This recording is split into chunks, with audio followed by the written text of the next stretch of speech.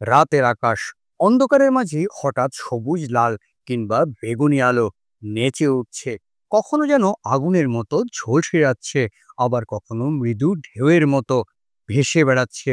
এমন দৃশ্য প্রথমবার দেখলে হয়তো আপনার মনে হতে পারে এটা কোনো স্বপ্ন, কিন্তু না, এটাই সত্যি। এই আলোকে আমরা বলি নর্দার্ন লাইটস বা অরোরা বোরিয়ালিস। কিন্তু এখন ভাবুন তো, হাজার হাজার বছর আগে যখন মানুষ বিজ্ঞান বুঝতো না, তারা যখন প্রথম এই আকাশে আলোর নাচ দেখলো, তখন তাদের মনে কত রকমের কল্পনায় না জন্ম নিয়েছিল। কেউ ভেবেছে দেবতাদের রোষ, আবার কেউ ভেবেছে মৃত আত্মাদের নৃত্য। কারোর কাছে এটা ছিল যুদ্ধের আগাম বার্তা। আজ আমরা জানি এই নর্দার্ন লাইট আসলে মহাবিশ্ব আর পৃথিবীর এক বৈজ্ঞানিক খেলা। কিন্তু শুধু বিজ্ঞান নয়, এর ভিতরে আছে গল্প, রহস্য আর পুরনো সভ্যতার কল্পকাহিনী।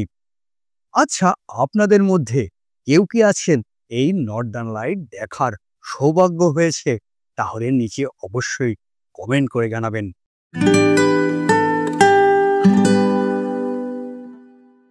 সবার প্রথমে আসা যাক বিজ্ঞানের কাছে। নর্দার্ন লাইট আসলে হয় কিভাবে? সবকিছুর শুরু কিন্তু সূর্য থেকে। সূর্য শুধু আলো বা তাপ দেয় না, সে প্রতি মুহূর্তে অসংখ্য ছোট ছোট চার্জ পার্টিকলস মহাকাশে ছুড়ে দেয়, যাকে আমরা বলে থাকি সোলার উইন্ড। যখন এই সোলার উইন্ড পৃথিবীর দিকে আসে, তখন আমাদের ম্যাগনেটিক ফিল্ড, মানে পৃথিবীর চারপাশে অদৃশ্য ঢাল, তাদের আটকানোর চেষ্টা করে। এই ম্যাগনেটিক ফিল্ড সব দিক থেকে পৃথিবীকে প্রোটেক্ট করে, কিন্তু নর্থ পোল এবং সাউথ পোলের কাছে ম্যাগনেটিক ফিল্ড দুর্বল। তাই তো এই জায়গাগুলো দিয়ে পার্টিকেলস ভিতরে ঢুকে পড়ে। ভিতরে ঢুকে পড়ার পর এই পার্টিকেলস আমাদের অ্যাটমসফিয়ারে থাকা গ্যাসের সাথে, যেমন অক্সিজেন এবং নাইট্রোজেনের সাথে এক সংঘর্ষে লিপ্ত হয়। এবার মজার ব্যাপার হলো, যখন এই পার্টিকেলস গ্যাসের সাথে ধাক্কা খায়, তখন গ্যাসের ভিতর থাকা অ্যাটমস উত্তেজিত হয়ে পড়ে এবং তারপর তারা শান্ত হতে গিয়ে আলো ছড়িয়ে দেয়। আর এটাই আমরা আকাশে দেখি, সেই জাদুকরী রঙের নৃত্য হিসাবে। কিন্তু এখন প্রশ্ন হলো, রঙগুলো কেন আলাদা হয়? আসলে অক্সিজেন যখন লোয়ার অ্যাটিটিউডে থাকে, তখন গ্রিন কালার হয়, আর এটাই সবচেয়ে কমন। অন্যদিকে অক্সিজেন যখন হায়ার অ্যালটিটিউডে থাকে, তখন রেড কালার দেয়। আর এই কলিশন যখন নাইট্রোজেনের সাথে হয়, তখন পার্পল বা ব্লু কালার দেখা যায়। তাই তো অ্যারোরা একেবারে রঙের ক্যানভাসের মতো, কখনো সবুজ, কখনো লাল, আবার কখনো বেগুনি। এটি একটি ন্যাচারাল ফায়ারওয়ার্কস শো হিসাবে কাজ করে। কিন্তু পার্থক্য হলো, এটা মানুষের বানানো নয়, এটা আসলে নেচার এবং মহাবিশ্বের এক বৈজ্ঞানিক জাদু, যেখানে সূর্যের শক্তি আর পৃথিবীর প্রতিরক্ষা ব্যবস্থা মিলে আকাশের রঙের ছবি আঁকে।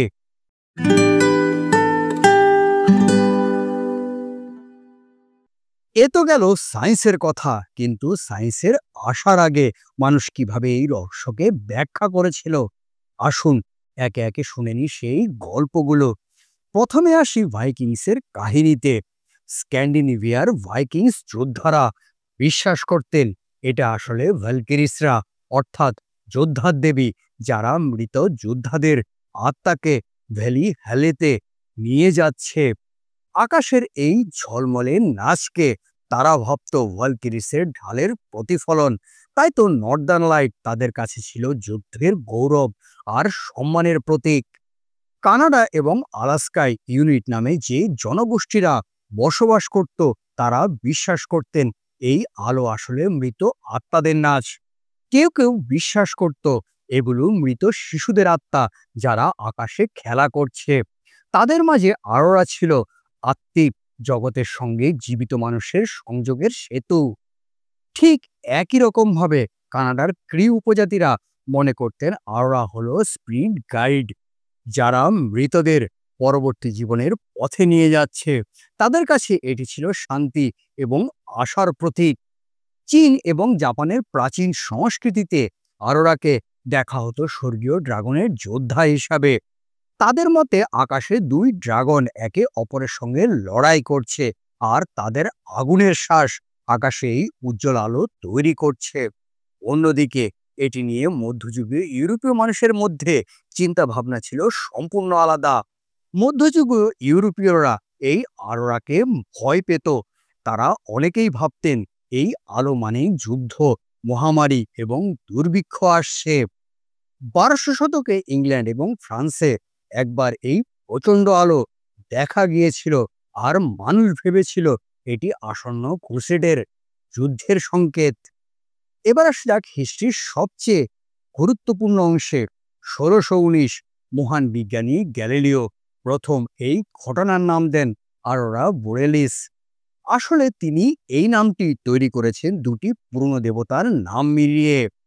Arora Roman goddess of dawns অর্থাৎ ভোরের দেবী, আর বোরেস অর্থাৎ Greek god of northern wind, উত্তরের হাওয়ার দেবতা। তাই অ্যারোরা বোরিওলিস এর মানে হলো ডাউন অফ দ্য নর্থ বা উত্তরের ভোর। তখন গ্যালিলিও ভেবেছিলেন হয়তো এটি সূর্যের আলো যা পৃথিবীর বায়ুমণ্ডলে প্রতিফলিত হচ্ছে, যদিও পরে আমরা জানলাম এর আসল কারণ হলো সোলার উইন্ড আর পৃথিবীর ম্যাগনেটিক ফিল্ডের ইন্টারাকশন। দেখলেন তো হাউ ফ্যাসিনেটিং ইট ইজ! একটাই প্রাকৃতিক ঘটনা, কিন্তু ভিন্ন ভিন্ন সভ্যতা কত ভিন্নভাবে ব্যাখ্যা করেছে। কারোর কাছে ভয়, কারোর কাছে আত্মার নাচ, কারোর কাছে আবার যুদ্ধের প্রতীক।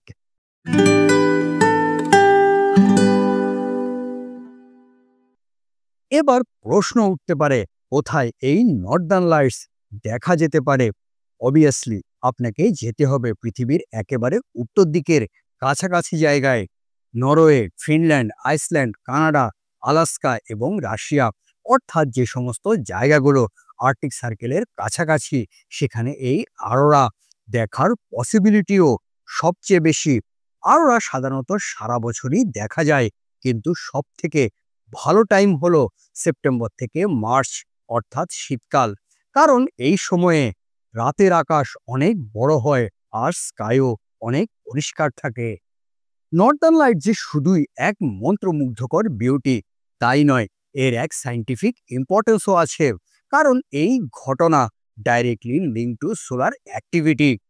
যখন সান থেকে খুব স্ট্রং সোলার স্টর্ম আসে, তখন শুধু আকাশে আরোরাই বাড়ে না, পৃথিবীর অনেক মডার্ন টেকনোলজিতেও প্রভাব পড়ে।